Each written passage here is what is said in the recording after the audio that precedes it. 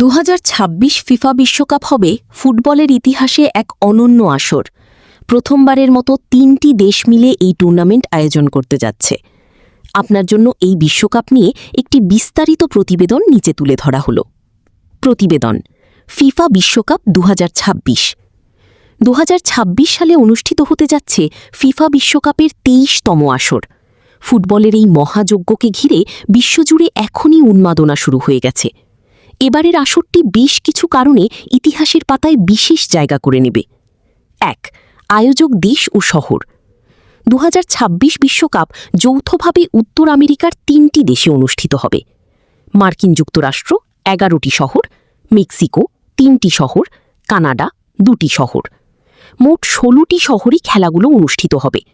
শহরগুলোর মধ্যে উল্লেখযোগ্য হল new York, new jersey, Los Angeles, Mexico city এবং টরন্টো। 2. সময়সূচি ও তারিখ।